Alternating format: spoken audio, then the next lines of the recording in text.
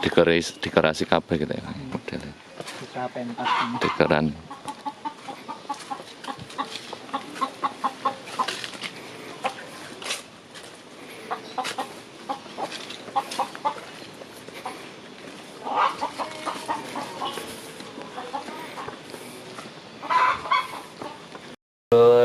Terus beraktivitas, maka tempat ini saya dirikan, lalu kemudian saya kasih nama Gubuk Kebon.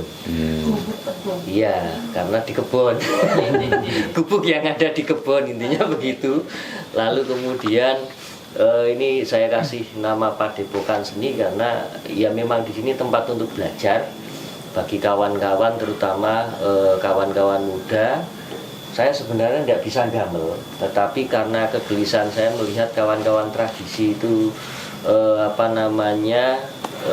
tidak ada ruang untuk apresiasi, maka kami juga sediakan ini karena passion saya sebenarnya di teater sama di film. Jadi seperti itu. Jadi kalau kawan-kawan gamel, nari gitu, saya ikut menyaksikan dan menikmati suasana itu gitu. Nah gitu. Maka dan itu secara secara langsung juga mempengaruhi akhirnya pada karya-karya saya. Terakhir saya bikin pertunjukan teater rakyat yang biasanya saya bikin teater modern. Akhirnya tiga kali garapan saya arahnya kepada tradisi begitu. Ya sambil belajar. Di tempat ini setiap bulan harus ada peristiwa kesenian, maka giliran kawan-kawan itu membikin pertunjukan, entah itu wayang, entah itu teater, entah itu ya apapun begitu di tempat ini. Nah ceritanya begitu, itu perkenalan singkat saya sebenarnya juga ngajar di SMK 17 Magelang, sekolah kecil sebenarnya, sekolah swasta yang kemudian sebenarnya bisnis manajemen, tetapi bisnis manajemen. Iya, bisnis manajemen, tapi kemudian kawan-kawan anak-anak itu prestasinya lebih kepada kesenian, baik film dan teater, juga tari, ceritanya begitu. Itu barangkali metode kami dalam hubungannya mendekatkan ke masyarakat, gitu sekolah itu. Lalu kemudian aktivitas saya juga di beberapa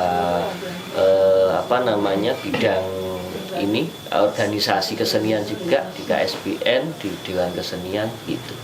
Begitu perkenalan saya.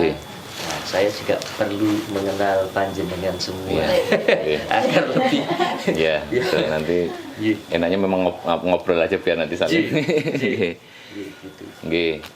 Perkenalan dulu. Kebetulan saya jadi koordinatornya, ini saya Arifuddin. Jadi kami ini guru. Pak Arif saya. Arif. Tapi biasa teman-teman Udin. Oh, Pak Udin. Pak Udin, Mama. Arif juga enggak kayak kelihatan gimana. Lebih Arif ya. Nama panggungnya. Jadi kami ini nih guru SD, jadi Sekolah Alam Jogja, SDT Alam Nurul Islam. Jadi ini kan program kami itu guru-guru itu dikelompok-kelompokkan untuk adakan backpacker judulnya itu. Jadi backpacker cuma nanti destinasinya silahkan kamu milih mana. Nah terus kelompok kami kemarin browsing kok. Pertama kita diminta untuk milih kota. Nah kita milih Magelang begitu kan. Terus Magelang kemana ya? Gitu kan. Terus kita browsing kok ada unik nih, wah ada Pak Gepeng Nugroho nih. Nah terus kami sebenarnya belum tahu Pak Gepeng Nugroho itu apa, cuman begitu kita browsing kok menarik, dan sepertinya kok kita dari sisi perjalanan panjenengan mungkin nanti kita akan lebih kulik lagi lebih dalam gitu. Itu kok mirip, maksudnya itu menarik kalau untuk kita kulik. Dan beberapa aktivitas kan memang kita juga di SD juga aktivitas seni memang pentas ya, cuman belum sampai teater banget belum gitu kan. Cuman pernah ikut ada begitu. Beberapa teman-teman tuh pengen serius di situ, cuman mau melangkahnya gimana, terus gimana caranya itu belum begitu set gitu kan. Nah, mungkin nanti ketemu Mas Gepeng ini nanti jadi sambil nyari sejarahnya bagaimana itu, terus kemudian bisa, kalau saya lihat dari browsing itu kan bisa menyulap sekolahnya, kemudian di kampung juga saya lihat itu ada event yang menyambut Ramadan itu Pak. Ya, itu Banyu. Itu kapan itu biasanya? Ini hari Minggu besok. Oh, besok ya? Oh, di sini juga? Kampungnya kalau kampungnya di sini. Lokasinya di lapangan bawah sana. Oh gitu.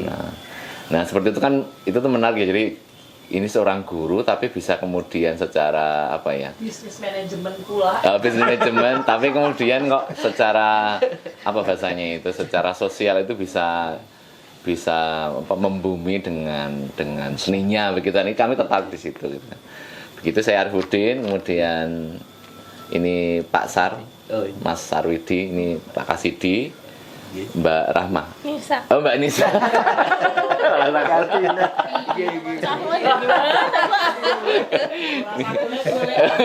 Mbak Nisa, terus Bu Ayu, itu Mbak Dinta. Ini yang orang Magelang ini sebenarnya yang kemarin yang milih orang Magelang. Mungkin. Oh, mungkinnya. Kecamatan, dusun. Dusunnya? Mungkin. Oh, dusun mungkin. Oh iya, berarti Mungkin.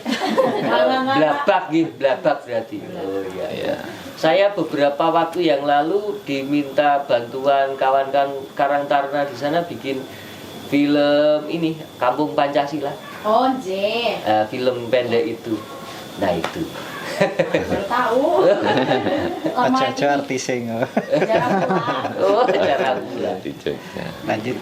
Terus itu Bu Dina, Bu atau Mbak Dina, itu tuh Mbak Melisa. Terus Mbak Hesti. Nah, gitu.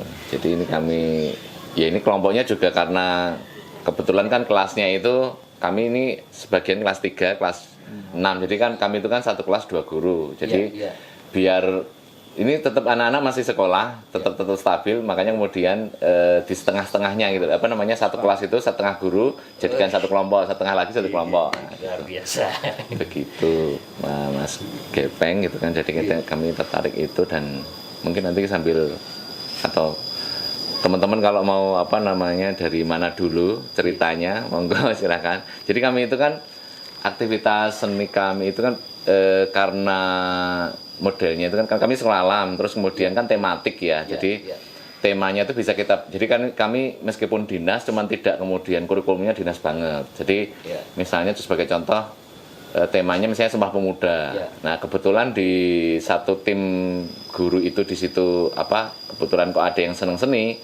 Nah tema Sumpah Pemuda itu dibawa proyeknya itu ke pentas Sumpah Pemuda. Nah, jadi itu event tahunan tentang Sumpah Pemuda begitu, dan biasanya kolaborasi dengan orang tua. Akhirnya anak-anak tuh memahami tentang Sumpah Pemuda itu bukan hanya hafalan itu tanggal tokoh, tapi mereka mengalami sendiri dengan melalui pentas itu, sehingga bahasanya itu internalisasi mereka itu bukan sekedar hanya tahu tentang tokoh dan tempat, tapi sampai merasakan kayak gini ya ternyata itu. Nah, gitu yang kami rasakan seperti itu, sehingga beberapa itu kami tertarik dengan model pentas teater kayak gitu kan. Nah, kami ingin juga membawa itu ke sekolah, artinya ada komunitas. Memang sudah ada komunitas kemarin, cuman teman-teman tuh belum aktif ya. Maksudnya belum aktif. Kira-kira mau bisa sampai kemudian bisa jadi komunitas yang rutin itu tuh, atau mungkin Mas Gepeng cerita dulu dari dulu ceritanya kok basicnya bisnis manajemen, guru akuntansi nggih. Itu kok bisa jadi Tadi akuntansi padahal bisnis manajemen. Lah iya. itu dulu aja dulu. Ini loh. SD itu kan anak-anak usia yang tidak bisa konsentrasi lama. Iya, betul. Sepaneng di kelas gitu ya. Padahal kayak mata pelajaran IPS, PKN begitu ya, model-model sejarah itu kan bahannya banyak, butuh konsentrasi lama, dan itu kayaknya enggak banget, apalagi kalau yang ngajar Bu Ayu jadi bagaimana membuat pelajaran itu menyenangkan untuk anak-anak gitu ya. Jadi enggak ngapalkan, kalau kita dulu kan produk textbook ya, kalau ngapalin kan Sumpah Pemuda tanggal 28 Oktober 1928, pokoknya ini, sementara anak sekarang nggak bisa gitu kan. Mereka sudah tidak bisa mungkin fokus yang terlalu lama, apalagi usia-usia bawah 1-3, 4-6 aja kacau gitu kalau terlalu lama. Akhirnya dibawalah mata pelajaran itu diaplikasikan dalam bentuk seni peran itu tadi atau pementasan. Awalnya hanya di sekolah, tapi ternyata memang pentas seni itu nggak gereng ya Mas ya, kalau nggak di tempat yang ditonton, kemudian ada pokoknya ada euforianya ketika memang itu dilakukan di panggung gitu. Pokoknya tensinya lebih naik gitu ya, lighting, main. Akhirnya kami sempat mengadakan di mana ya Pak ya itu? Tempat di UNY dulu, yang di Tejo Kusuman itu. Luar biasa gitu ya. Di mana lagi gitu ya? TBY. Dan itu ternyata anak-anak cukup antusias dan mereka jadi mudah mempelajari materi itu. Cuman masalahnya yaitu tadi belum semua punya jiwa itu gitu ya. Terus mungkin bagaimana pelajaran yang lain seperti bisnis manajemen dibawa ke teater mungkin ya kan, ngajar bagaimana kan nggak cuma itu, mungkin bisa nanti pendidikan moral, bisa jadi agama, bisa jadi semuanya bisa include di situ gitu. Kalau perlu mungkin matematika juga. Ya, saya kira saya di awal itu ketika dikabari oleh istri saya itu ini ada sekolah alam ingin ke kebun. Saya kira itu yang di daerah Secang. Secang, oh iya. Tadi baru dikabari istri loh, Pak ini nganu loh. Dari Jogja lu. Jadi mohon maaf, saya kira dari daerah Secang itu juga ada sekolah alam itu. Nah, saya cerita sedikit, saya ini Bu, SMK 17 punya saya itu juga karena sekolah swasta itu latar belakangnya nun sewu dari ekonomi menengah ke bawah yang tiap tahun pasti itu menemukan anak-anak yang bermasalah di rumah, karena kalau latar belakang ekonomi menengah ke bawah kan pasti persoalan-persoalan terutama ekonomi dan lain-lain itu mendasari persoalan di rumah yang akhirnya kemudian membentuk si siswa itu menjadi pribadi-pribadi yang nun sewu tidak kita harapkan gitu kan, dan itu berpengaruh di lingkungan sekolah. Nah, kami kemudian menyimpulkan harus ada metode-metode pendekatan kepada siswa itu. Kalau SD memang dasar, disitulah dasar kita untuk memberikan membentuk karakter si siswa itu lebih mudah di SD, karena ibaratnya kertasnya masih putih. Lah ini kalau SMK itu sudah abu-abu itu gitu. Iya, karena maka kemudian di sekolah kami itu bahkan di kaos anak itu, kaos kegiatan anak itu ada tagar sekolah ojo sepaneng. Gitu. Sampai segitunya, karena kami pengen kemudian anak itu berangkat ke sekolah dengan memang fresh dulu, happy dulu, dan kami bukan hanya jargon di situ. Metode kami barangkali kami berbeda dengan sekolah SMK yang lain, apalagi negeri, jelas. Maka kemudian di dalam kegiatan kami lebih kepada aktivitas action. Begitu. Anak-anak itu ketika contoh sebenarnya adanya kurikulum merdeka itu bagi saya secara pribadi itu tidak kaget. Saya sejak saya sejak 2006 itu mengajar di sekolah itu dulu bertemunya dengan guru-guru senior yang memang sudah saklek dengan gaya-gaya ini kan lama gitu kan. Nah, itu mulai kenikatan saya itu kemudian berangsur-angsur mulai kemudian kawan-kawan guru itu menyerah dengan gaya saya, akhirnya membiarkan gitu, karena nekat. Nun sewu event di sekolah itu tiba-tiba ada banyak wartawan, ada banyak ini, kepala sekolah pun nggak paham ada peristiwa apa di di sekolah itu, begitu. Nah, itu salah satu gaya saya dulu ketika mengajar. Maka ada 2 ruang kelas yang waktu itu yang tidak kepake. Akhirnya saya bobol menjadi satu. Itu nekat lagi. Bobol dulu baru izin. Itu alasan Anda milih sini ya? Iya, lebih baik Iya. minta maaf daripada minta izin. Iya. Bobol dulu baru izin. Iya. Aku belum pernah ketemu loh sama Iya.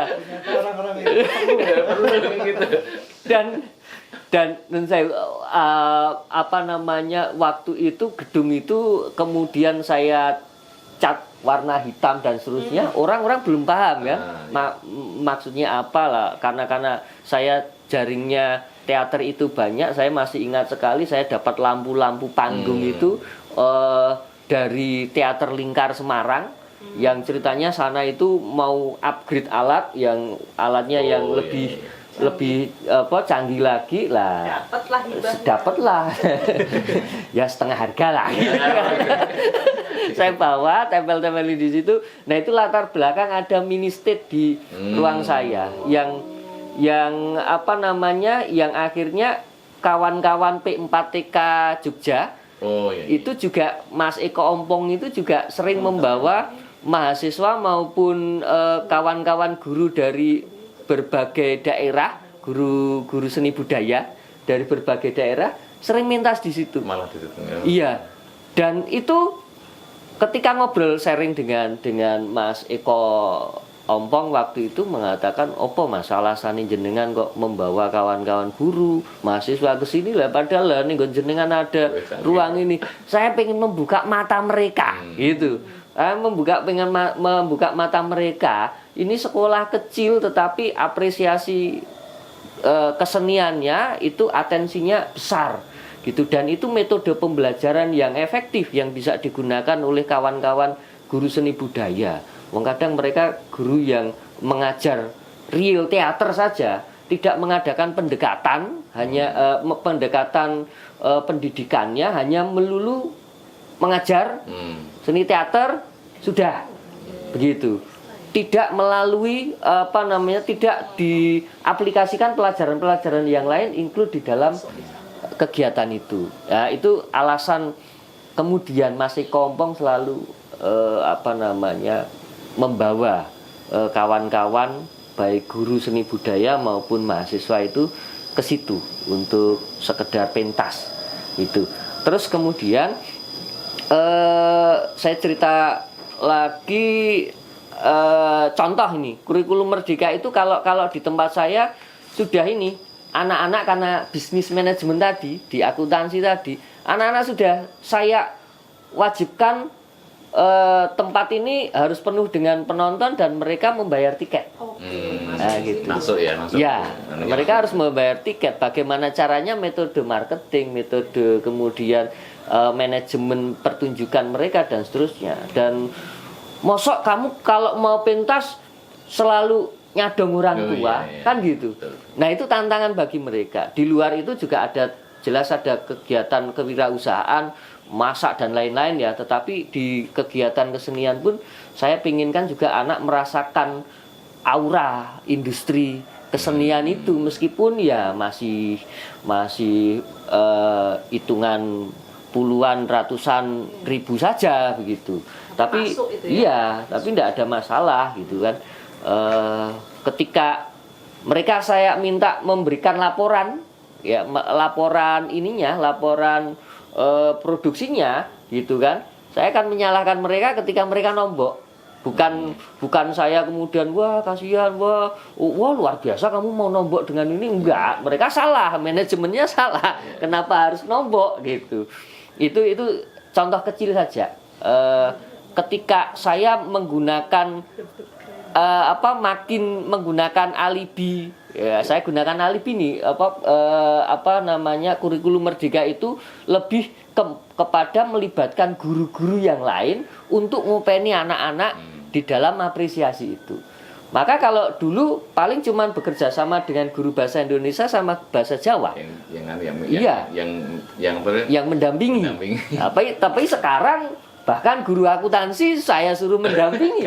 Kan gitu. Ini pertanggungjawaban saudara untuk mendampingi siswa. Gitu. Padahal proyeknya adalah teater sama produksi film, kan gitu. Nah, saya diuntungkan di situ karena tidak lagi kemudian banting-bantingan sendirian seperti dulu. Nah itu contoh metode dalam pembelajaran di sekolah kami. Lah ketika perjalanan saya di luar sekolah, baik di di kesenian maupun di kerjaan yang lain saya di film, itu sebenarnya berasal dari kegelisahan saya. Contoh di Kota Magelang itu ada namanya Gerbek Getuk. Gerbek Getuk yang setiap tahun diadakan. Nah itu juga berawal dari kegelisahan kami ketika masyarakat komunitas-komunitas Magelang itu, kota terutama, kalau kabupaten tidak usah ditanya, mereka sudah mandiri, sudah greget sendiri. Tapi kota itu terlalu dimanja, sehingga kelompok-kelompok keseniannya itu nun sewu, kostum jadilan saja seperti Gombalamoh gitu, tidak layak pakai begitu. Nah event itu bukan hanya sekedar euforia grebegan sehingga rame gitu, enggak, tetapi dalam acaranya ada harus bersinergis dengan komunitas-komunitas Kota Magelang itu yang dikoordinatori oleh kelurahan masing-masing, untuk kemudian bisa tampil, bisa apresiasi di situ.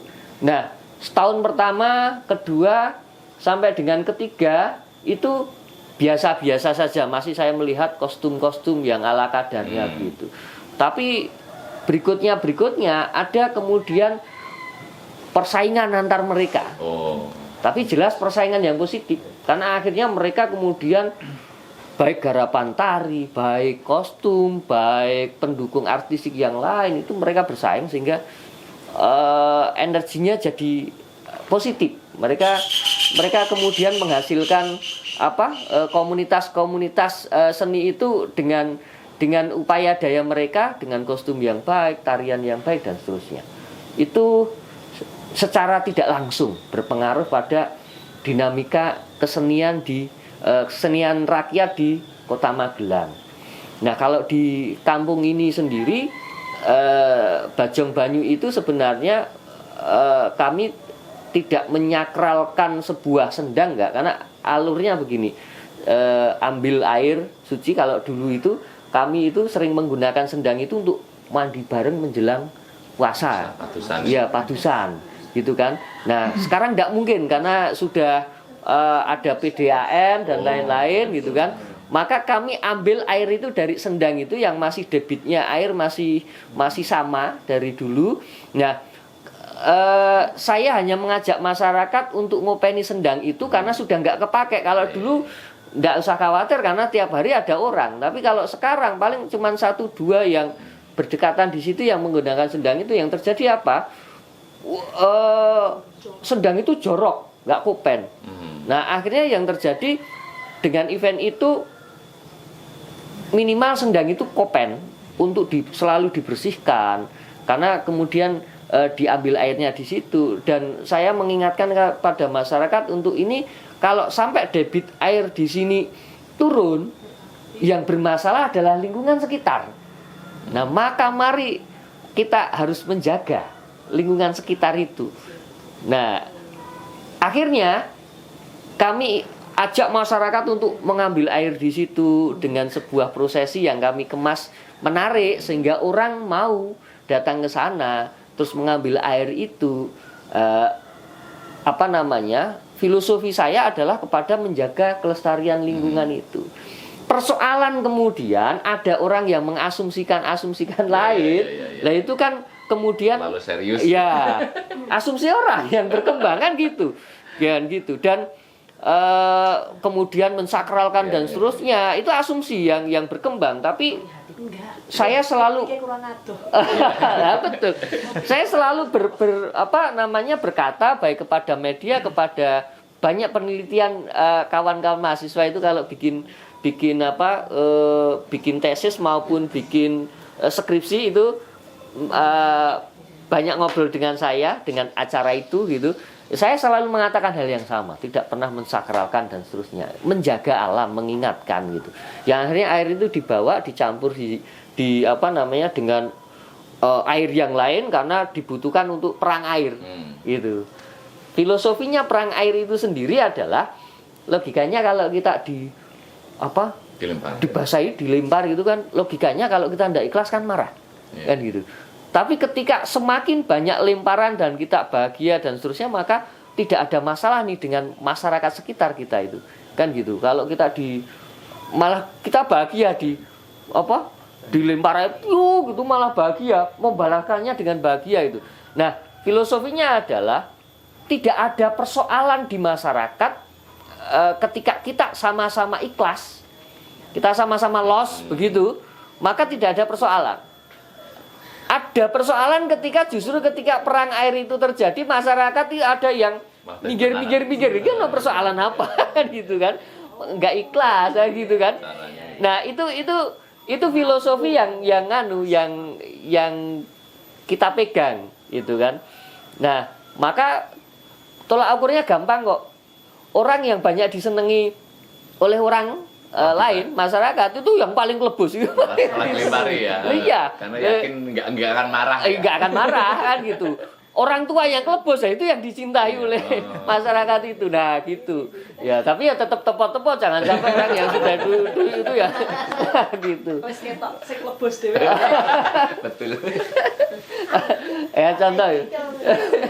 Ya kayak contoh lah sederhana di instansi kita ada yang ulang tahun gitu, ada yang banyak ngisengin itu biasanya yang ini. Tapi ulang tahun kok cuman krik enggak ada apa.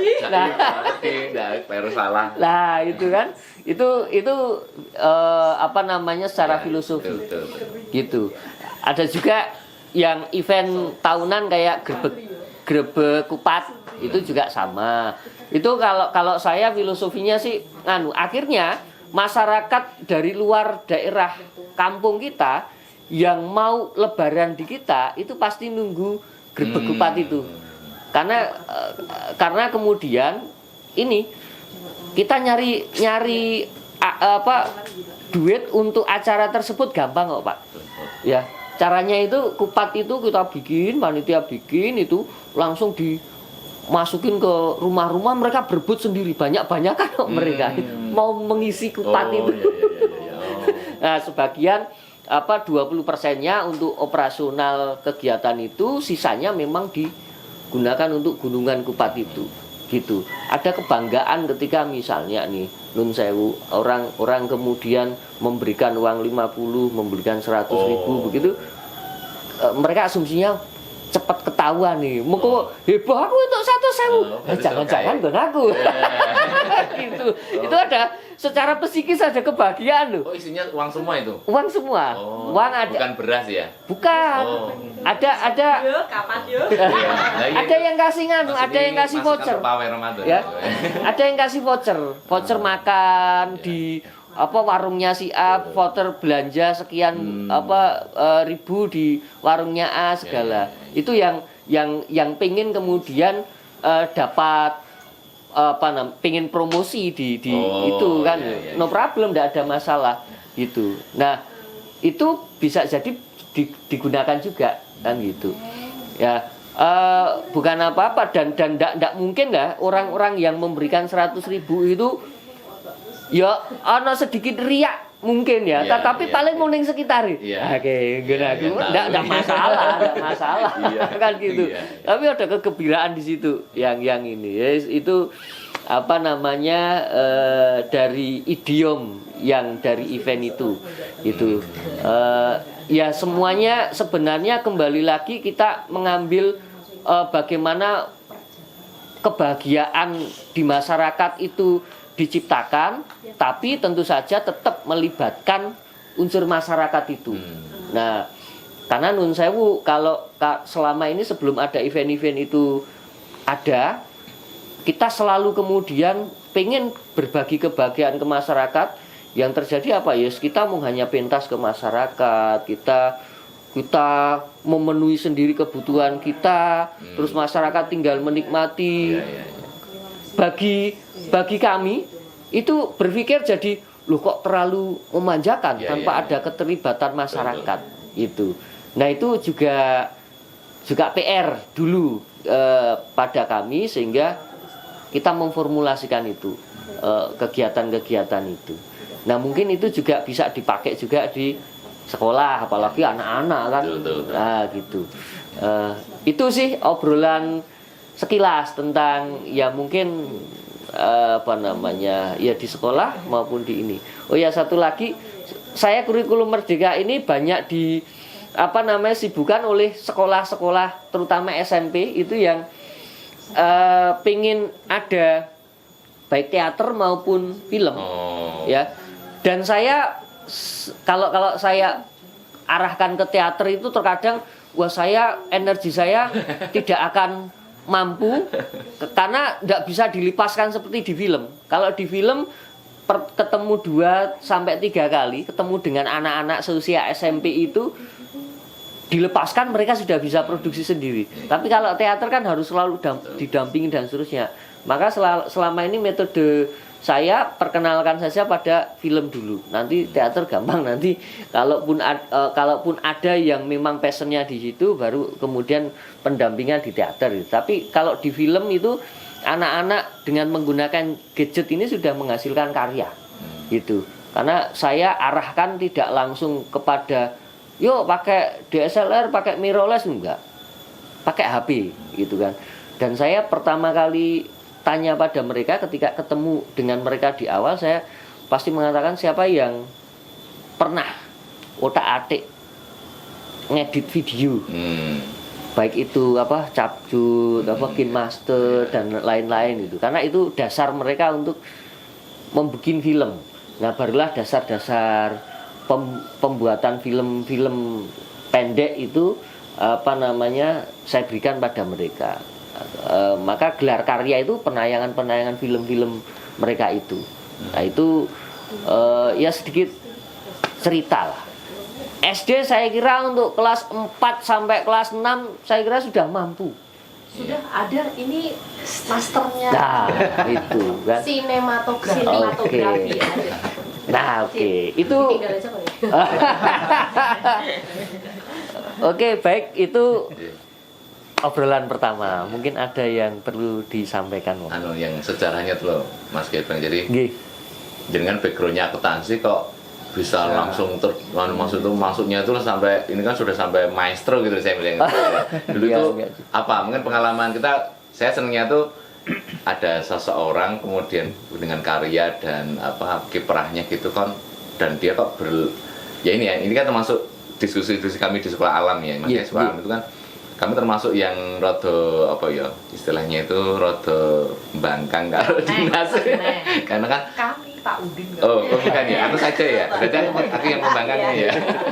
Maksudnya itu kami menemukan semakin kesini itu kami menemukan bahwa ternyata ya meskipun kurikulum nasional dinas itu sudah dibuat secara bagus para ahli, cuman kemudian dominannya itu kok tidak kemudian bisa memberikan pengaruh yang kuat. Nah, jadi seperti bahkan kemudian kamu distandarisasi, kemudian anak-anak distandarisasi, kemudian tidak muncul yang merentul yang dia itu punya ya kayak tadi ya. Mungkin saya tertarik bagaimana seorang sosok Mas Gepeng bisa membaca masyarakat, kemudian bisa itu menuangkan dalam sebuah event yang unik dan semua itu bahagia gitu loh. Nah, itu dan pesannya itu tidak guruin kan, maksudnya kayak yang perang air, kemudian kupat itu kan tidak menggurui gitu. Dan itu tuh, dan selama ini saya menemukan juga seni itu bagian dari pendekatan yang sangat semut dan bagus ya untuk pembelajaran.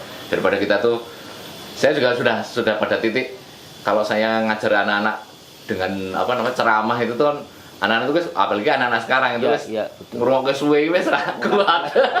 Tapi begitu dia dilibatkan dengan sebuah aktivitas itu kok tertarik, dan kita tinggal merecall aja kamu kesanmu apa gitu kan. Mereka tuh yang memang kemudian bisa mengenjoy dengan Etos itu mereka bisa cerita banyak baik itu saat tulisan maupun tulisan. Nah mungkin cerita yang asal muasalnya kalau saya baca itu dari SMA memang sudah aktivitas teater gitu ya. Apa yang bisa membuat Mas Kevin jadi kemudian cinta banget sama. Bentar Mas, tambahan nanti mungkin nambah. Jadi tambahan pertanyaan dari Pak Udin tadi. Terus kan tadi kan ada kurikulum dinas di sekolah gitu. Mas memberikan nuansa baru beda. Kan ada teman-teman lain kan yang mungkin tidak sepaham dan sealiran dengan Anda. Gitu. Oh iya sama. Ya kan itu masuk kan itu. Jadi ada yang dinas minded gitu ya. Sementara kita yang pengennya begini-begini. Bagaimana membuat itu jadi aman, damai, nyaman? Apalagi sampai mendukung atau apakah tetap ada konflik itu, terus bagaimana menghadapi? Kan tetap ada yang manusia berbeda ya. Ada yang memang dia tuh pokoknya nih harus nih anak-anak harus bisa ngerjakan nih begini. Tapi ada yang kita yang punya pencapaian lain dengan karya itu tadi. Nah itu bagaimana? Itu tambahan yang tadi ya. Iya. Oke, jadi gini. Saya itu tidak ada waktu beberapa tahun untuk meyakinkan kepada sebagian, tidak semua kan, sebagian kawan-kawan bahwa apa yang saya lakukan itu kemudian sebenarnya bagi anak-anak lebih efektif, mereka lebih senang, lebih berprestasi. Saya hanya kemudian memberikan pembuktian kepada kawan-kawan itu bahwa kebetulan anak-anak yang kemudian berprestasi di bidang kesenian, baik itu di film, di teater gitu kan, itu ternyata secara akademik itu awalnya biasa-biasa saja. Tetapi kemudian ketika mereka diberikan kepercayaan dan akhirnya berprestasi, itu berkorelasi dengan akademik mereka. Gitu. Ini yang kita belum, Pak. Iya, gitu. Korelasi dengan akademik. Iya, itu real. Bukan hanya sekedar bukan hanya sekedar jargon saja, enggak. Itu benar real. Karena karena kami adalah sekolah swasta, biasanya menemukan anak-anak yang satu bermasalah, yang kedua itu nilai akademiknya jelas lebih lebih di bawah dibandingkan yang negeri kan gitu kan.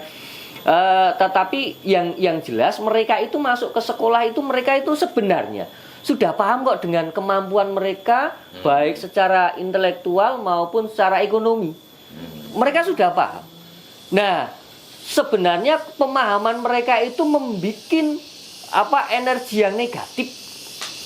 Karena mereka jadi minder. Tidak percaya diri. Gitu kan? Saya punya pemahaman gitu karena kasus-kasusnya yang sering saya hadapi seperti itu. Nah, ada persoalan psikis pada mereka sehingga mereka tidak bisa berkembang. Padahal saya punya keyakinan masing-masing orang punya potensi. Nah, maka kemudian di sebuah ruang apresiasi mereka di kesenian itu, entah itu di tari, di musik, di teater maupun di film, itu kemudian disitulah saya memberikan kepercayaan diri pada mereka, gitu, bahwa kamu mampu dan seterusnya. Nah, kepercayaan diri itu tidak semata-mata hanya kemudian ngalem mereka, tidak, tetapi memberikan mereka ruang-ruang untuk mereka berkompetisi, ruang-ruang untuk mereka menunjukkan apresiasi mereka. Kalaupun mereka jelas ada yang gagal ketika berkompetisi dan seterusnya, tetapi sisi positifnya adalah ketika mereka mampu untuk bersinggungan dengan orang-orang lain yang bisa jadi ketika mereka menghadapi orang yang lebih berprestasi misalnya, mereka akan membandingkan dengan kemudian sekolah besar, sekolah ini dan seterusnya. Nah, ternyata bahasa saya, kamu mampu disandingkan dengan mereka, gitu kan? Contoh kecil gitu. saya pernah membawa anak-anak ke Manado dalam rangka FLS 2N tingkat nasional waktu itu. Alhamdulillah juara 2 film itu waktu itu. Itu ceritanya begini, itu real. Anak-anak itu awalnya minder sebelum mereka on the stage. Gitu. Mereka harus presentasi dan seterusnya minder. Karena kenapa? Yang mereka hadapi itu satu, kalau sekolah negeri pasti sekolah negeri yang favorit, yang besar. 2, kalau sekolah swasta itu adalah sekolah swasta yang bayarnya mahal, kan gitu kan? Itu pasti, gitu kan? Iya. Dan mereka kan interaksi selama mereka di tempat itu. Wah, mereka makin minder. Awal-awalnya wis oke-oke saja, ya begitu makin minder. Lalu di hotel saya kumpulkan mereka, apa yang menjadi masalahmu gitu kan. Pak, bla bla bla bla bla bla, cerita mereka gitu kan. Apa kamu, saya balik pemahamannya kemudian. Ketika mereka dan kamu sama-sama di ruang yang sama saat ini gitu. Berarti sebenarnya basic mereka itu sudah baik gitu kan. Dan kamu itu menjadi dasar kamu itu tidak setinggi mereka, tapi kamu sekarang mampu melejit, menyamai mereka di tempat inilah. Nah sekarang mosok kamu mampu dengan melejit untuk bisa menyamai mereka, progres kamu melejit, kok kamu menyanyiakan ruang kompetisi ini untuk menjadi biasa-biasa saja gitu kan. Nah, di luar dugaan itu mereka biasa saya kalau nganter siswa begitu, akhirnya saya sendiri yang dulan ketemu dengan guru yang lain, terus ya dulan biarkan mereka gitu kan. Nah, di sela-sela itulah mereka justru karena berkelompok 5 anak waktu itu, kemudian meningkatkan ininya. Mereka belajar dengan keras semalam itu untuk membuat metode untuk besok presentasi bagaimana dan seterusnya untuk karya mereka dan seterusnya. Yang terjadi itu tadi juara 1 itu di KI yang oleh pembimbingnya sebelumnya ngobrol dengan saya, ini proses pembuatan film ini menghabiskan 45 juta. 3 sekolah ini gabungan 3 sekolah Mas. Dengan 3 sekolah itu masing-masing 15 jutaan ini Mas. Gitu kan. Punya jenengan, punya Anda berapa? 300.000 Mas. Nah cuma untuk makan siang sama makan sore kok. Gitu.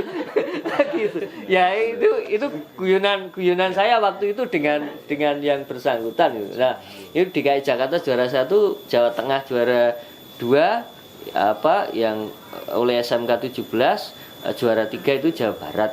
Nah, saya sekaligus cerita pada anak-anak juga, obrolan dengan pembina dan seterusnya itu. Nah, intinya adalah apapun yang jelas kita punya semangat untuk berkembang, maka persoalan bagaimana untuk mencapai tujuan kita, yang penting kamu punya mimpi dan kamu punya usaha, itu pasti kita dapatkan. Dan saya selalu mengatakan pada mereka bahwa bakat itu cuma 10%.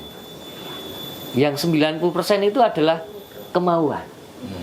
Nah, saya buktikan juga dengan cerita-cerita saya yang real. Nah, saya akan menjawab dari pertanyaan Pak Udin tadi. Saya itu dari SMP itu yang namanya gambar itu yang sering dibully oleh teman-teman saya, karena jeneng gambar itu nggak pernah bisa. Sampai pada kelas 3 SMP, saya itu sampai tangan saya itu dipegang guru saking gemesnya. Saya masih ingat namanya Pak Joko, gitu kan. Itu gurunya galak gitu kan, tapi saking gemesnya sama saya, tangan saya dipegang, suruh gambar di gini kan. Saking dini gambar itu nggak proporsional sama sekali gitu. Saya masih ingat gambarnya itu adalah gambar pohon pisang. Maka iki lho pohon pisang ini sobekane pasti ono ono sobekane. Nah itu artistik ya sobekannya gitu kan. Sampai gitu, sampai apal gambarnya, dan saya bentuk pohon pisang itu sampai sekarang sangat hafal. Bahkan saya nggak lihat saya bisa gambar pohon pisang gitu, karena saya hafal. Nah, dan saya masih ingat itu bukan apa namanya, itu awal saya bisa menggambar karena hafal. Karena saya sering melatih goresannya hafal. Ini semesta mendukung. Kemudian masuk SMA, pelajaran seni rupa pertama kali itu kami disuruh keluar, kemudian menggambar lingkungan sekolah saya. Yang kami temukan apa? Pohon pisang. Lah enak banget toh. Oh ya, set. Jadilah pohon pisang. Di luar dugaan itu apa sih? Juga dipakai guru saya oleh Bu Budi Nur Aini itu untuk menseleksi untuk ikut lomba tingkat kabupaten. Pohon pisang. Saya gambar pohon pisang, dan inilah yang saya temukan siswa untuk mewakili ke tingkat kabupaten. Apakah saya senang? Enggak, stres saya. Apa ya di sana gambar pohon pisang? Enggak. Stres saya. Wah, ini gimana, Bu? Iya. Serius, Bu. Yang terjadi apa? Kemudian Bu, besok itu di sana suruh gambar apa? Saya masih ingat kamu diminta untuk gambar gerabah. Apa ya mungkin gambar gerabah pohon pisang? Kan nggak mungkin. Gitu kan, melukis gerabah. Yang terjadi, waduh Bu, terus apa Bu? Sama sekali saya nggak punya ide. Sampai kembali guru saya mungkin akhirnya judek, tapi sudah keliwat memilih saya. Gitu kan. Guru saya judek. Akhirnya apa? Saya diberikan tuh kalender. Kalender kan ada gambar-gambar itu. Kalender waktu itu penari Bali, topeng Bali dan seterusnya. Wes, contoh gambar itu, gitu kan. Nah, selama seminggu yang saya lakukan apa? Saya akhirnya memilih gambar barong. Kayaknya bagus nih untuk sebuah gerabah, gambar barong. Nah, saya berlatih 1 minggu gambar topeng barong. Saya pun sekarang masih hafal loh topeng barong itu. Serius, gitu. Hafalan.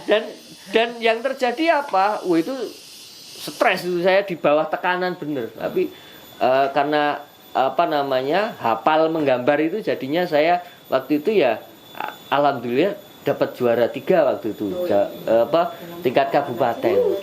Dan semenjak itu setiap lomba saya yang ditunjuk. Dan alhamdulillah ketika saya lomba gitu tidak pernah dengan tangan kosong. Gitu. Tidak pernah dengan tangan kosong. Modalnya apa? Itu tadi berlatih itu. Dalam tekanan. Itu SMA-nya udah masuk seni lukis atau SMA? Enggak, biasa. Gitu. SMA umum. Maksudnya bukan jurusan bukan, gitu? Bukan. Mana berani saya masuk misalnya di SMK itu, mana berani. Gitu. Itu jurusan. Terus kemudian, nah, inilah cerita yang kemudian melatar belakangi saya mulai dekat bersinggungan dengan kesenian, seni rupa, gitu kan. Akhirnya saya seneng gambar dan seterusnya. Nah, ketika masuk universitas, saya kembali lagi, saya itu pengen masuk ke ISI. Yang saya pilih adalah desain komunikasi visual. Waktu itu di tahun 99 saya desain komunikasi visual itu jumlah mahasiswa yang diterima paling sedikit, pendaftarnya paling banyak. Saya masih ingat itu pendaftar di desain komunikasi visual itu 900, yang diambil 30, gitu kan. Dan saya bagian yang tidak diterima. Iya, serius. Di sini saya tidak diterima. Akhirnya orang tua saya mengatakan, kalau kamu mau kuliah di Jogja harus yang negeri, tapi kalau swasta di Magelang saja, gitu kan. Akhirnya saya masuk di UMM, Universitas Muhammadiyah Magelang. Yang saya temukan itu nggak ada passion, nggak ada kegiatan yang hubungannya dengan seni, kecuali teater. Gitu, kecuali teater. Nah, disitulah mulai saya bersinggungan dengan teater. Kembali lagi saya masuk teater itu juga lingkungan itu yang memaksa saya untuk di posisi-posisi yang memaksa saya untuk jadi aktor, jadi sutradara, penulis naskah, begitu. Karena apa? Lingkungan saya waktu itu belum ada yang begitu. Maka saya kemudian belajar dengan kawan di Solo, kawan di Jogja yang memang sudah, karena kalau mahasiswa kan terus kesempatan dulannya kan lebih banyak. Nah, disitulah saya kesempatan untuk dulan ke luar kota, ke Solo, ke Jogja untuk belajar dengan kawan-kawan. Nah, di situ perkembangannya adalah ternyata di Magelang belum ada ilmunya sesuai dengan yang di Solo, di Semarang, Solo, Semarang, Jogja gitu. Nah, disitulah kemudian idealis saya untuk mengembangkan sesuai teknik-teknik yang ada di kawan-kawan di Solo, Semarang, Jogja itu tadi. Nah, mulailah kemudian kepercayaan kawan-kawan itu muncul, mendekat dengan saya. Nah, akhirnya saya harus keras berlatih dan keras mencari ilmu begitu agar kemudian selalu upgrade begitu. Nah, itulah yang akhirnya saya totalitas di teater itu. Di film pun sama. Saya itu sama sekali nggak paham dulu. Apalagi saya belajar teknik sinematografi di awal, enggak. Langsung kepada sebuah proyek. Ketika saya dipercaya sering mengadakan pertunjukan-pertunjukan, menjadi sutradara, penulis naskah, ada tuh kawan yang bikin album sudah 9 lagu, lalu kemudian dia pengen bikin klip. Nah, mungkin pertimbangannya dia pengen bikin klip yang murah dan seterusnya kan. Nah, gandeng saya selaku temennya gitu kan ya. Yang penting belum punya pengalaman. Ya, yang penting nanti biaya editingnya dia yang bayar gitu kan. Nah, akhirnya yang terjadi, Mas, bikinkan. Loh, saya enggak pernah berpengalaman di situ, di film megang kamera saja belum pernah. Loh, tapi kan jenengan pinter menyutradarai. Lu apa hubungannya panggung sama ini video klip gitu. Wes pokoknya wes percaya jenengan sinawo gitu kan. Nah, saya belajar dengan kawan-kawan editor.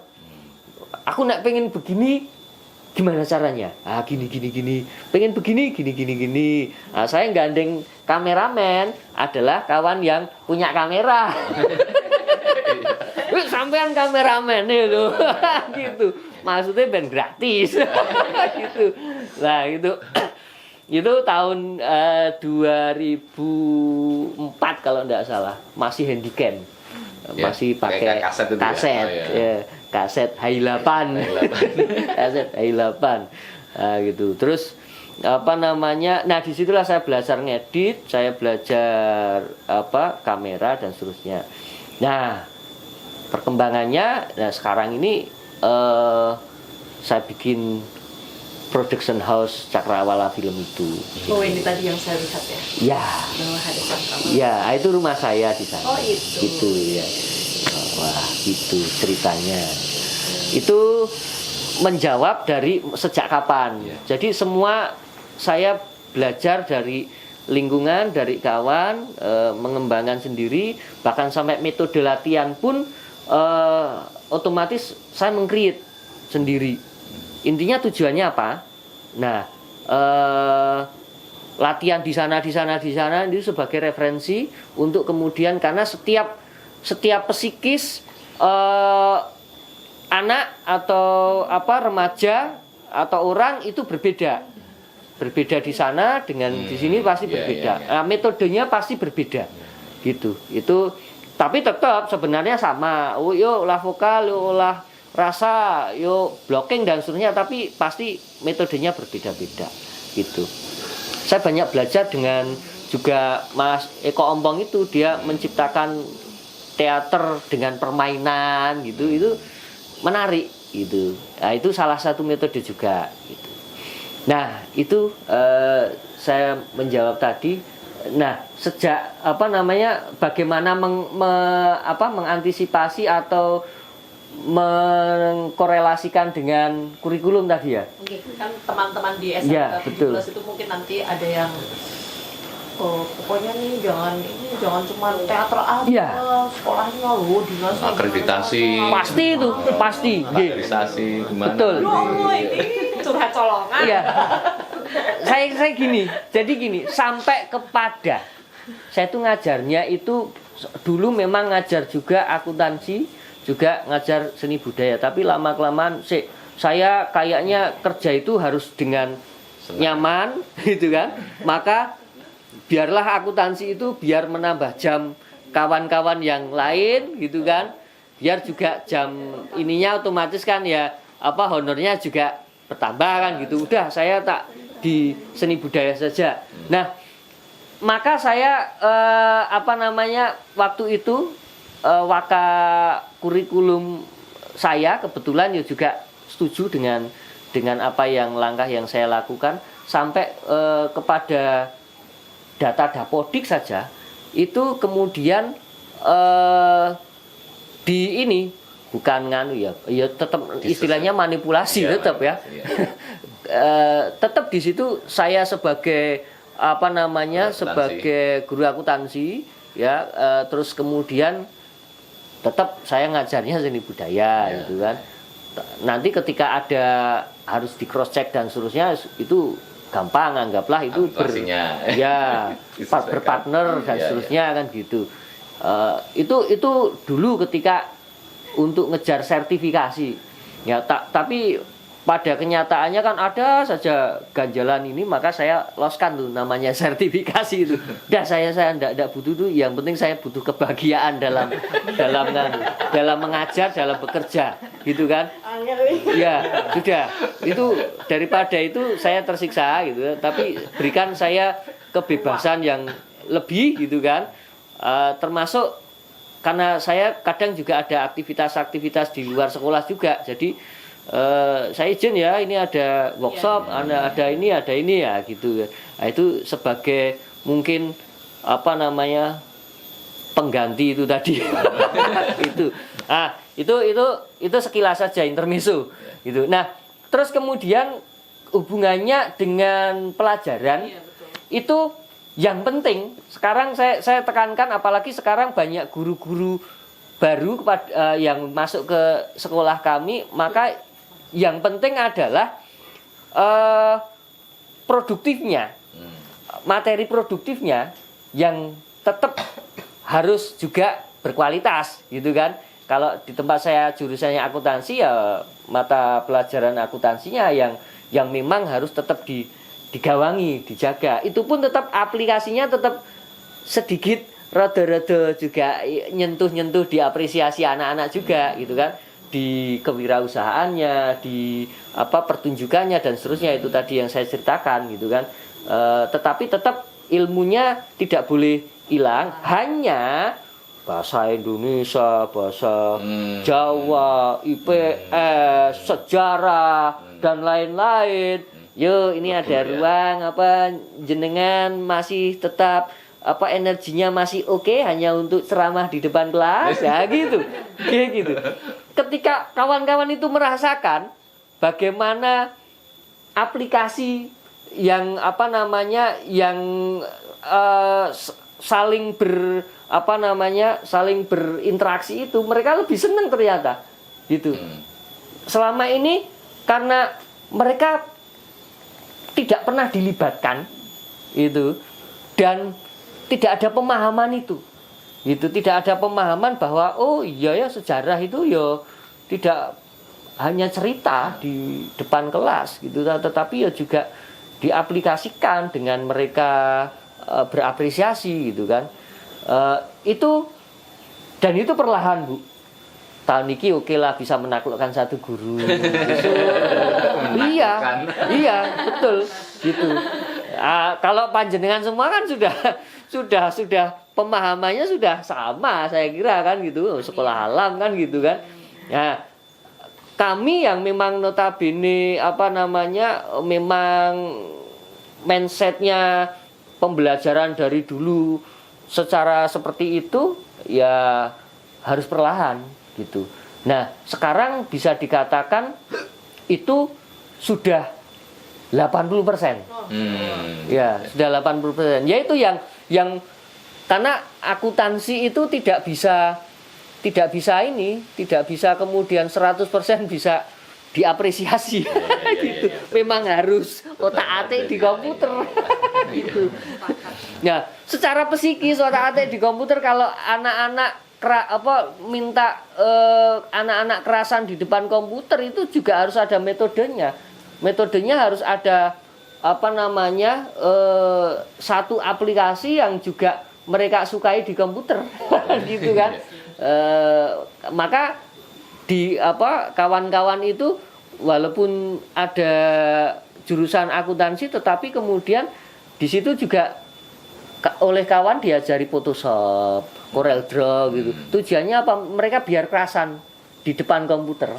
Gitu. Setelah itu baru mereka pelajaran yang kotak-kotak itu input data, input angka itu mau tidak mau harus ya gitu.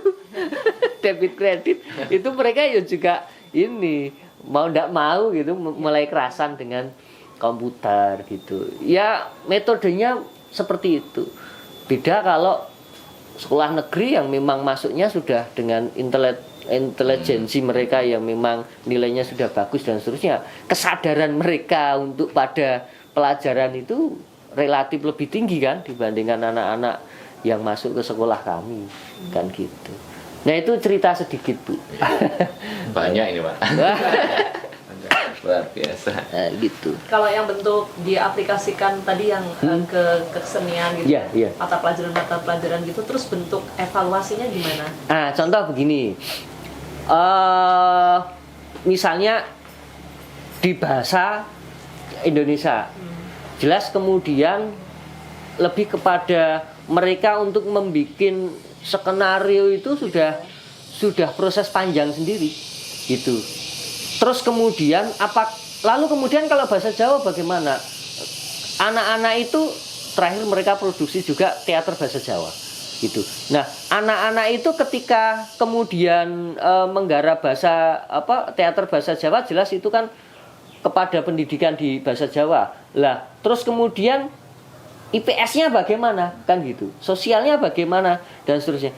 Ya jelas mereka ketika akan membuat pertunjukan itu mereka kan juga harus eksplorasi dulu, gitu kan?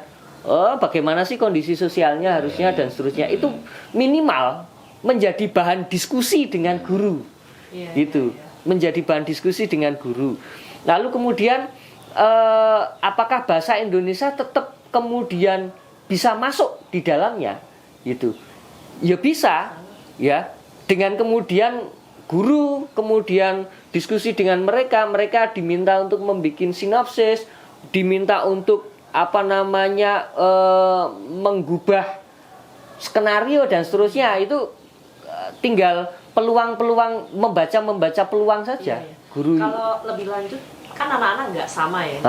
Ada nggak yang misalnya aktif kemudian ada yang enggak gitu? Oh iya jelas. Maka misalnya nih di teater, maka kami ada kalau apresiasi itu ada dua bentuk kesenian yang kami sodorkan pada anak-anak, yaitu teater sama di film. Nah, kalau di teater itu unsurnya kan banyak. Ada penata artistik, di situ ada setting, ada lighting, ada make up, kostum, ada kemudian bidang produksi, gitu kan, mencari sponsor dan lain-lain, gitu kan. Ada tari di situ, ada musik di situ. Nah, tinggal kemudian kita membaca anak-anak yang terlibat di situ. Maka naskah apa yang diperuntukkan untuk mereka? Gitu. Cerita apa yang diperuntukkan untuk mereka? Menempatkan pada tempatnya. Betul. Gitu. Jadi malah SMK tapi tematik ya. Iya. Dibuat tematik ya. Betul. Ya sebenarnya karena kita sudah terbiasa lama begitu. Gitu. Dan begitu misalnya ada dinas pengawas ngecek kayak gitu ya nggak masalah ya Mas? Nggak ada masalah. Nggak masalah ya. Iya, nggak ada masalah. Justru malah kalau dulu ketika masih ada banyak guru-guru senior itu. Oh iya. Itu terkadang itu disembunyikan. Disembunyikan ketika ada dari pihak dinas gitu kan. Tapi ketika itu sudah purna dan seterusnya, itu justru ini yang kami angkat gitu kan. Mungkin kan asumsi dari guru-guru senior sebelumnya kan masih sangat lurus ya.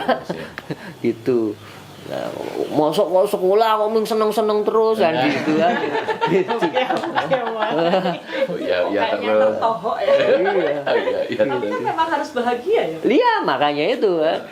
Nggak masuk ilmunya kalau nggak bahagia. Iya, betul. Terkunci sih. Makanya Hafalan itu. tok tadi itu.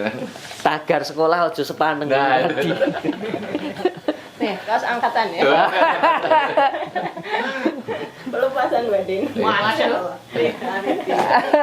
Mungkin yang kita belum itu kan menempatkan pada tempatnya kan. Iya. Kadang-kadang semua harus tampil padahal dia nggak pengen tampil. Iya, betul. Karena juga dari orang tuanya. Oh, anakku Aduh, nggak nggak ada di kelihatan. panggung. Gitu. Padahal dia ternyata backstage-nya kuat gitu ya. Iya. Ya, harus dicarikan peran yang lain ya. Betul. Iya, Nah. betul. Nah, maka perlu perlu ya memang apalagi SD ya. SD kan orang tua kan juga butuh pengakuan kan gitu kan. Nah, Buat status, buat iya, tapi akan asik kalau kemudian saya misalnya ada sekalian pertunjukan begitu, anak-anak di backstage itu ya juga kita pacai mereka kan gitu. Maksudnya dengan kaos ala EO, dengan Koka dan seterusnya kan ada kebanggaan. Gitu ada Jadi kebanggaan. tidak harus semua tampil Betul. pasal kayak gitu. Iya. Tidak harus dipaksa untuk tampil Iya. karena dia punya keahlian Betul. lain. Betul, dan ingat kita ya juga kalau orang tua itu anak-anak dibekali dengan attitude gitu. Contoh di front office, di penjualan tiket dan seterusnya misalnya, atau jaga pintu saja gitu kan, anak-anak kan selamat datang. Nah itu kan attitude juga kan gitu. Nah mereka sebenarnya membawakan peran, hanya kan ini tidak cocok untuk teriak-teriak di atas panggung, kita kasih porsi yang gitu. Ketemu dengan orang langsung. Iya, Service gitu. excellent masuk. Iya, Adab juga kan. betul. Mana di kita kadang-kadang itu yang nggak kita expose. Jadi wali itu nggak tahu peran anak saya kok nggak ada di panggung. Oh. Iya, ya itu kita- harus Kan dipahamkan. bingung, juga. tak mau bikin status nggak ada wajah. Iya betul memang. Tapi alangkah indahnya kalau itu anak-anak diseragami dan backstage itu ataupun misalnya front office itu jual tiket dan seterusnya, itu ya juga diterangi lampu di. Jadi panggung ya. Ya, gitu betul. Nah itu yang belum kita pahami ya. Bikin baju kayak trust. Iya Oh, betul. iya, itu Ya, betul. itu kan keren gitu. Anak-anak kadang masih luput gitu loh. Masih luput artinya kita menempatkan seseorang itu belum pada yang dia senangi gitu kan. Akhirnya kadang itu tuh menimbulkan kayak semacam aku tuh sebenarnya nggak mau nari ini ya gitu kan. Akhirnya kan jadi tampil itu malah membuat dia tidak suka gitu kan, seperti itu. Nah mungkin ada kadang memang kejelian untuk memilih. Kalau di kelas atas kan sukanya apa dia bisa ngomong gitu kan, ininya apa dia, kita juga enak lah karena komunikasi sudah bagus ya. Kalau di kelas atas 4, 5, 6 itu udah enak kalau diajak seni peran itu. Tapi suka dukanya di kelas masih yang bawah 3 itu sepertinya kadang ini yang ditemui seperti itu. ya kalau ini barangkali secara psikologis panjenengan yang lebih paham ya. Hanya kalau saya melihat selama ini untuk kelas bawah itu kan masih belum bisa untuk keluar dari komunitas. Maksudnya ketika harus misalnya peran A, peran B, peran C, peran D gitu kan. Nah, mereka akan lebih nyaman dan senang ketika di sekitarnya kawan-kawannya juga melakukan hal yang sama dengan dia. Itu. Maka untuk cerita-cerita barangkali ya perlu ada nih kolaborasi antara kelas bawah sama kelas atas. Kalau saran saya kalau bikin pertunjukan jangan kelas 3 sendiri, 4 sendiri gitu kan. Bikin tetap misalnya dari kelas 3 sampai kelas 6 berarti ada 4 kelas. Nah, bikin tetap 4 kelompok. Hanya di situ satu kelompok itu dari kelas 3, 4, 5, 6 gitu. Iya, karena proporsinya jelas berbeda. Nah, kelas 3 itu mereka masih dunia bermainnya masih sangat tinggi. Jadi mereka akan lebih enjoy kalau juga dengan teman-teman sekitarnya juga melakukan hal yang sama. Nari, berlarian gitu kan. Nah, PR kita mendirect kegembiraan itu mereka gitu. Agar tetap kemudian mereka jangan terlalu dikungkung dalam sebuah alur yang ini. Hanya kita memanfaatkan mereka itu akan lebih dahsyat secara visual gitu. Nun sewu ketika kita melihat bagi orang-orang teater ataupun orang-orang kesenian melihat kenaifan di atas panggung itu justru lebih keren tetapi tertata. Naif tetapi tertata itu lebih keren dibandingkan harus melihat atraktif tetapi itu dipaksakan gitu. Nggak alami, nggak natural. Itu akan berbeda secara psikis nonton gitu. Nah, saran saya begitu. Nah, tetapi ketika sudah kelas 4, 5, 6 itu sudah ada kita berikan kepercayaan kepada mereka untuk menjadi aktor, menjadi punya dialog gitu. Jadi itu sih saran saya. Kalau kelas bawah itu udah kita direct saja. Kalaupun kesulitan pun ada ditaruh kelas atas yang menjadi satu dengan mereka untuk diikuti dan seterusnya gitu. Kalau dulu tuh memang ada Pak, jadi yang kolosal itu kita ketemunya di gelar potensi siswa, itu bisa kolosal ya usia. Iya. Nah itu bisa dari ya gabungan gitu nanti dari kelas 1 sampai kelas 6 pernah kita juga usia satu alur itu dari kelas 1 sampai kelas 6 itu ketemu. Nah kemudian memang karena kebijakan itu kan itu tidak forum itu tuh tidak ada setiap tahun. Kalau dulu tuh ada setiap tahun, tapi kemudian diperingatinya itu sekarang itu hanya untuk tahun-tahun cantik seperti itu. Iya. Cantik. Tahun cantik katanya. Nah, yang terjadi itu kenapa kok misah antara kelas 3 misah, 4 misah karena kita mengikuti pembelajaran tema. Jadi kan ketika kita ada tema apa, kemudian ayamnya kelas 3. Yang dilalanya sekarang sih nggak ada tema yang Sumpah Pemuda itu nggak ada gitu ya. Nah, adanya tema tentang keistimewaan Jogja, pesona Jogja kami ngambilnya itu. Nah, di situ kan kemudian memang hanya kelas 3 tok gitu loh seperti itu. Contoh bentuknya apa kalau temanya adalah keistimewaan Jogja? Nah ini baru pertama kali ya kita makanya kita semangat sekali kelas 3 aja tentang keistimewaan Jogja. Saya baru mau nanya contohnya apa ya?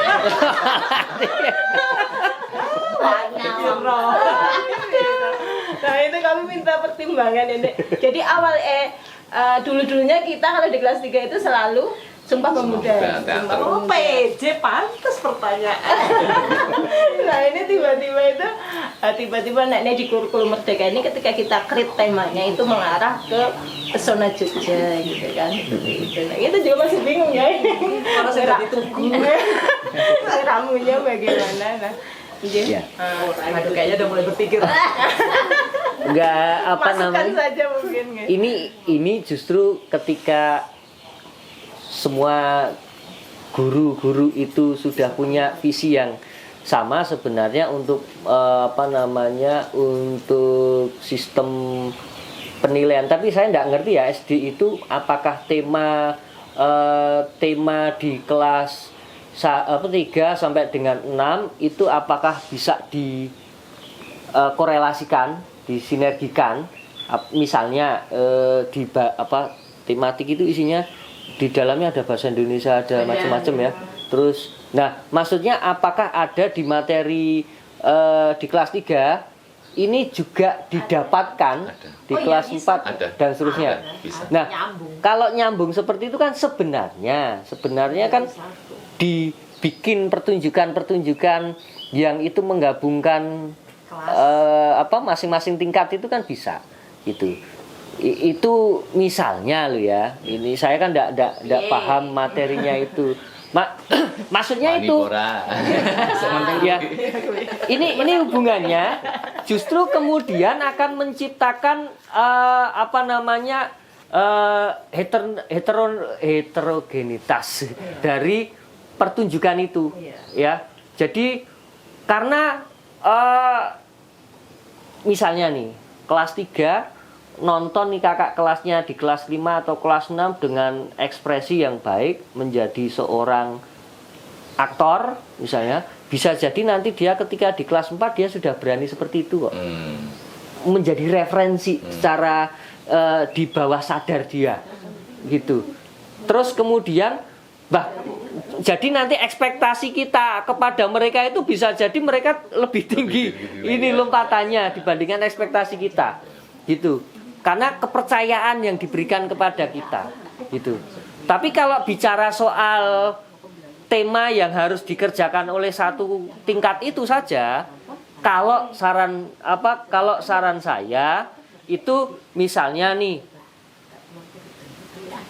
ciptakan pertunjukan yang selama ini mereka kemudian bisa berpotensi dikagumi oleh mereka. Contoh kalau anak-anak barangkali ketika melihat sebuah parade keraton, prajurit keraton, itu kan mereka pasti fantastis. Itu dibandingkan mereka melihat Tugu Jogja. Iya kan? Maka mereka akan lebih senang dipakai pakaian keraton, prajurit keraton, jeng, pakai kaos kaki tinggi, sepatu dan seterusnya dengan ya kan? Dengan topi buatan mereka ya, yang kita sudah gambar, desain gitu kan, akan lebih bahagia dibandingkan mereka jadi tugu yang mukanya keluar, gitu kan? Ya kan?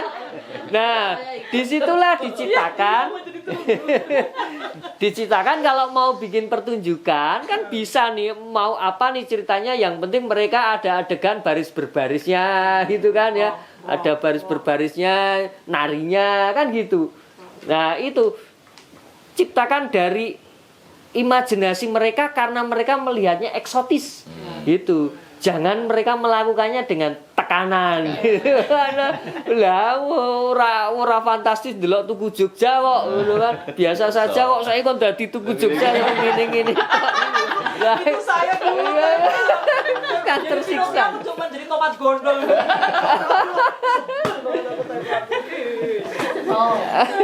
Itu kalau bisa bareng nanti bener-bener terpesona teman-teman. Iya. Terpesona. Terpesona. Nah, produksi itu butuh ngopi-ngopi. Ngobrolnya jadi nggak rapat langsung ditulis gini keputusannya. Apa lo Mbak, jangan gitu. Tapi memang kelemahan kita, panggung kita itu hanya bukan main cantik bareng. Ketika panggung kelas 3 ya cuman kelas 3 itu dengan wali murid kelas 3, audiensnya kelas 3, yang nonton juga itu. Wali jadi murid kan euforianya enggak ketika 1 2 3 4 5 6 main bareng seret, jadi semua wali murid nonton gue. Sudah pernah, ya itu dulu yang saya bilang GPS itu ya Pak. Cuma karena kan kelasnya masing-masing itu kan masing-masing cuman jadi tema, jadi urut. Tapi kalau ini tuh benar-benar satu panggung, satu. Ya ini kan nunggu komunitasnya hadir. Oke. Sama itu jadi kita dalam rangka. Bu Ayu, sama perlu tadi loh dipertimbangkan kalau misalnya yang manggung kakaknya, adiknya juga nonton. Kalau selama ini kan kalau misalnya kelas 5 nampil, terus di TBY udah, terus yang nonton wali murid gitu loh, adik-adiknya nggak nonton gitu loh. Tadi kan bapaknya bilang gitu kan, kalau misalnya adiknya nonton gitu kan ada gambaran, oh besok ketika aku berperan.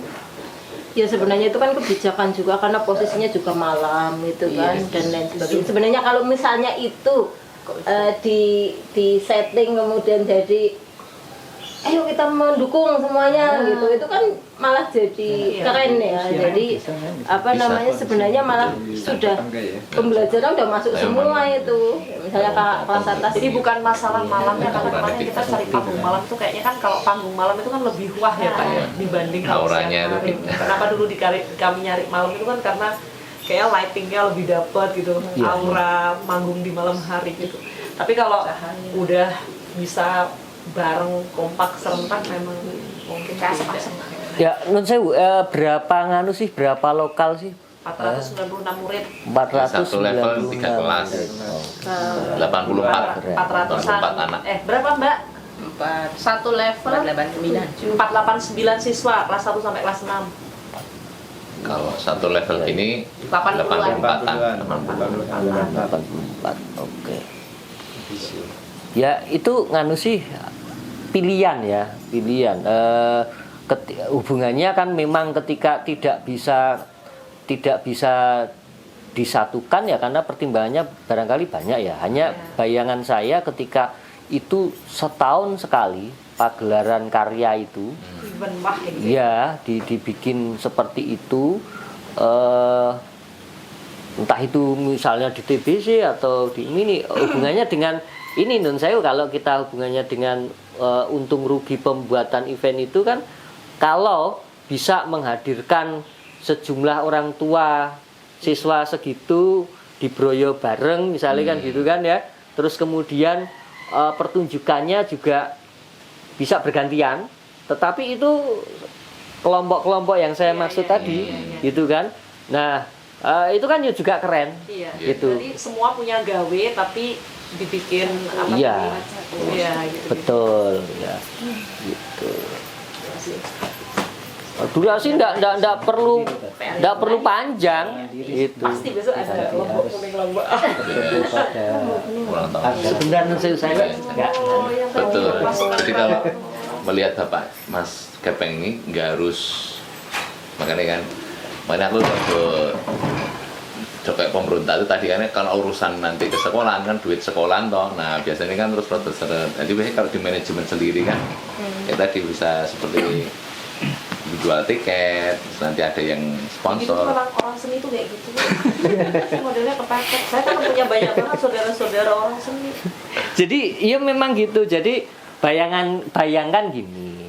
Kalau ini bahasa tiket itu kan sebenarnya juga urunan. Iya. Jadi orang tua diminta untuk minimal beri berapa tiket, kan itu sudah menutup kos produksi gitu. Dan kebanggaan mereka lebih besar. Di luar, yuk siapa yang mau nyumbang berapa? Gitu. Nggak terasa dengan ya kemasannya aja yang iya beda. Betul. Dan itu mau nyewa TBJ 2 hari 3 hari pun saya kira it's okay dengan jumlah siswa 480 itu kan gitu. Cuman gantian-gantian penonton gitu.